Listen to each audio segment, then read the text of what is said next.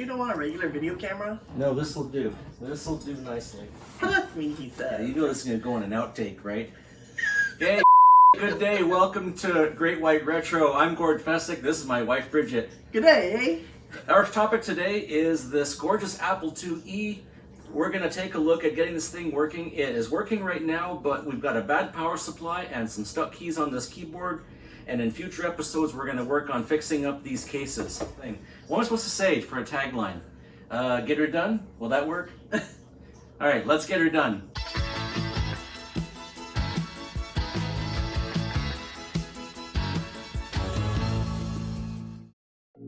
So let's start with this power supply.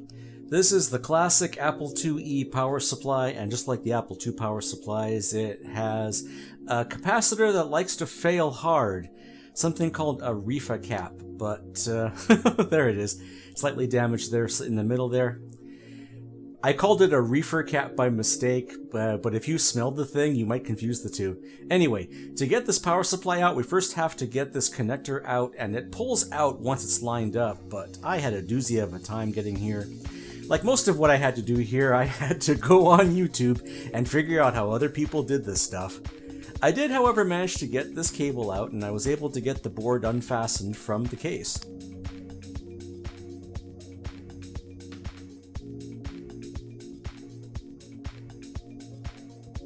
Six screws hold this motherboard to the power supply case. There's also a grounding screw on the side here that I had to hold into place with a pair of pliers because it uses a nut and washer on the inside there. Not so bad. I had gloves on during this because that RIFA cap, when it exploded, it left a lot of residue on the inside of the power supply, and I did not want any of this getting on my hands. There's the connector for the RIFA cap right there. This is my first time ever using a solder pump.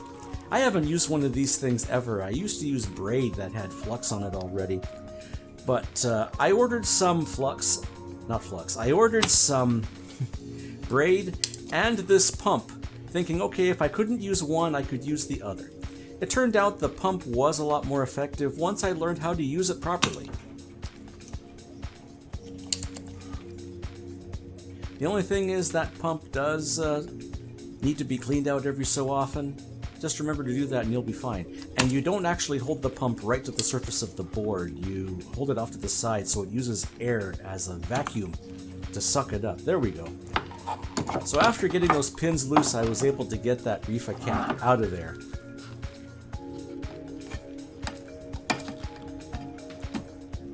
And there we go. Now, reactive microcells replacement caps for this that are not made by the same manufacturer or use the same process. So later on, I'll be replacing it with one of those. In the meantime, the board will work and the computer will work without this capacitor installed.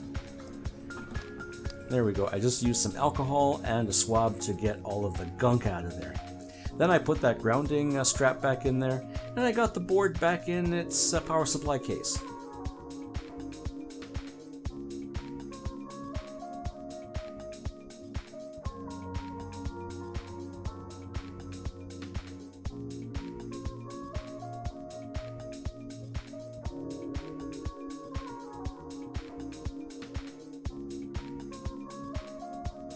Afterward, getting the power supply back in there proved a lot more challenging than I figured it would be. Like, oh, I'll just put some screws down here and I'll find the hole in the power supply and then fasten it in place. Oh, nope. I ended up having to lift the case upside down by the power supply and then get the thing lined up. So this attempt here did not work at all. I had not opened one of these things up before. In fact, the first Apple IIes I ever touched, I wasn't allowed to use after about a year. There we go. So the power supply is working. That's a test pattern that comes up when you don't have a keyboard attached. I've got it muted here so that we don't get that weird noise. Okay, and with the power supply working, at least for now, we can turn our attention to this keyboard. There were several stuck keys, and it would not type really well, even after I'd pulled all the keys up. So I have no idea what keys are suspect or not, so I wound up just pulling them all off the board. Every single one of them. And I got lots of practice here with the solder puller. And there we go. This board was pretty easy for a first-time desoldering job of all things. Again, I learned that I don't put the tip of the thing right up there, I just have it so it has enough of an air gap so that the vacuum action will remove all the solder once it's hot enough. But you gotta be quick when you use one of these things. There we go. That wasn't so bad. Lather, rinse, repeat for... Gee, I lost count of the number of keys.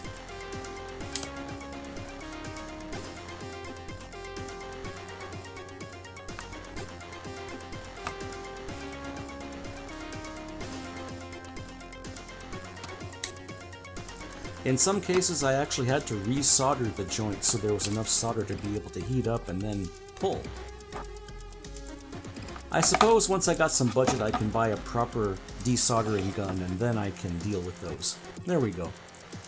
So now that those are loose, I just have to retract the tabs on these keys, on these key switches, and the key does eventually come out. But wow, ow my fingers after doing all this. Oh.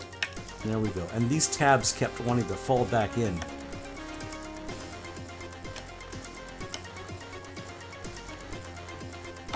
There we go. 3 down, and however many more to go. Lather, rinse, repeat for all of the remaining keys. You can see I got a lot of practice there with the solder puller.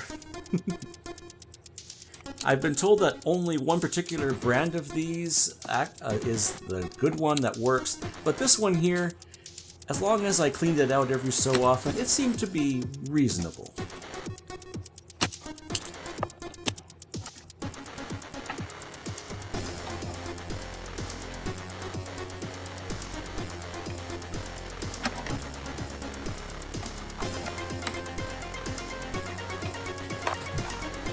And finally, we're down to the last key. These are called Alps SKCC key switches, something I hadn't really heard of before until I started watching Adrian's Digital Basement, and he was working on his Apple II Plus. But now with that frame off, I can give the frame a good clean and that keyboard board a good clean as well.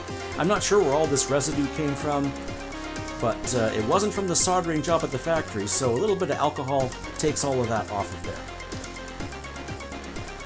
There we go.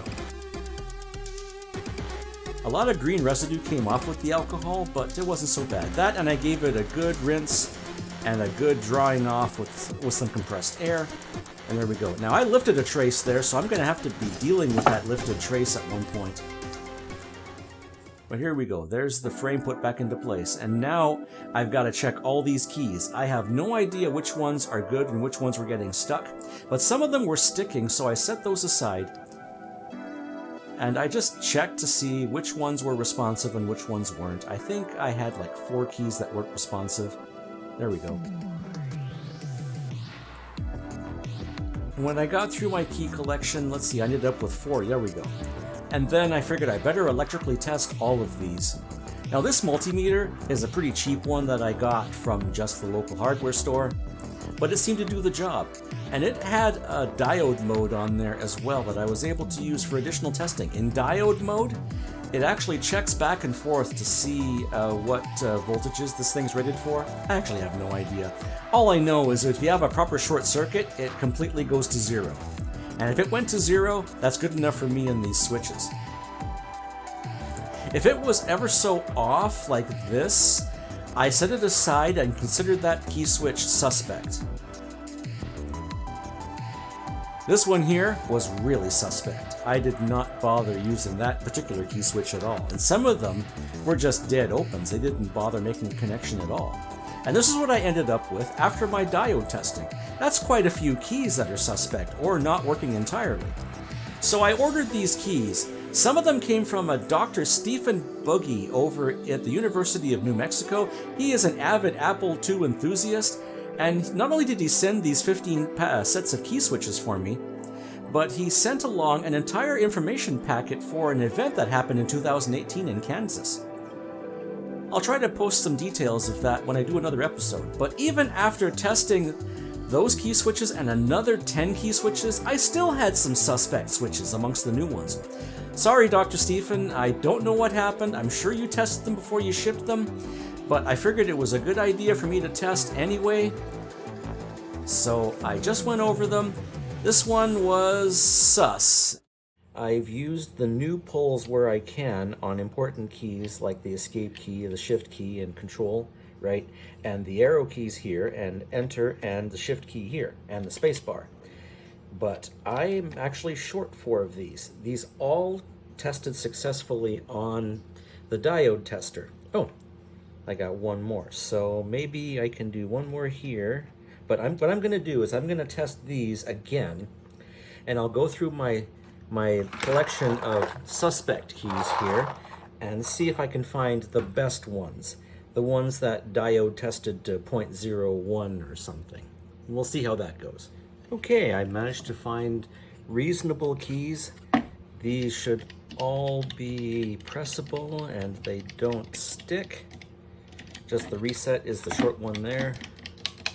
Just make sure these all feel good.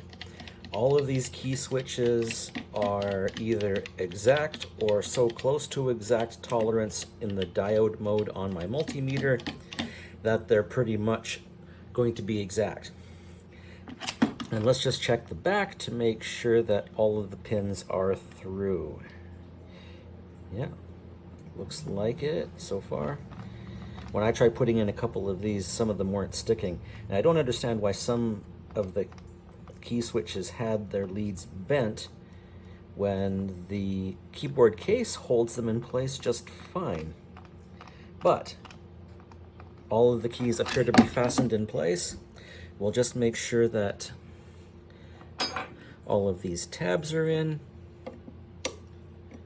like so. And I'll just repeat that for all of the keys. So after checking that again, I started the job of resoldering all of these key switches. It felt good to put this back together after all the hard work of taking this keyboard apart. Like David Murray would say, it's like riding uphill on a bicycle, and then when you're putting things back together, it feels like you're coasting downhill.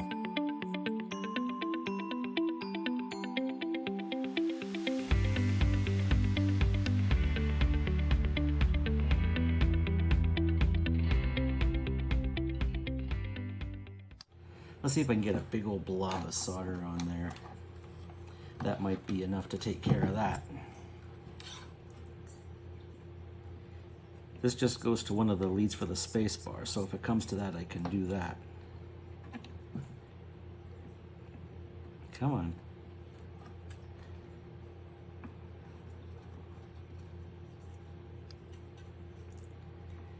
Gotta make sure to not cross the other lead. Oh, look at that.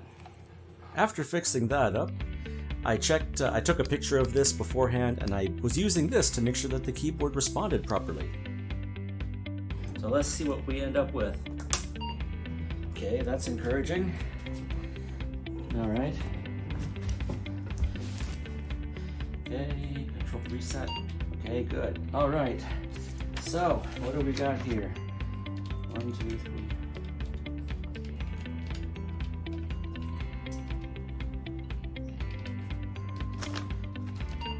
No control reset is good.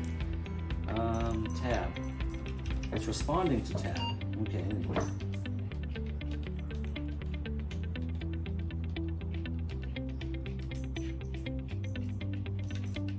Uh-oh.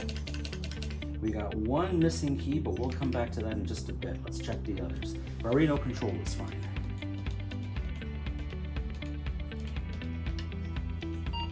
Okay, enter is fine.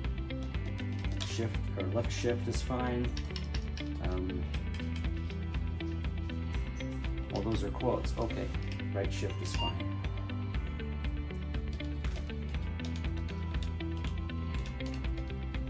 Okay. Where's the G key?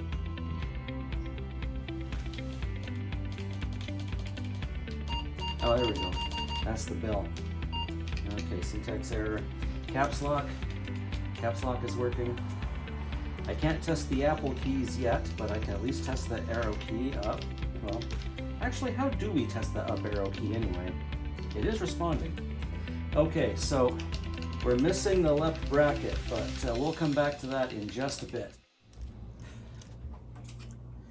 So I went back and I replaced that one key, and I realized I was recording all this time.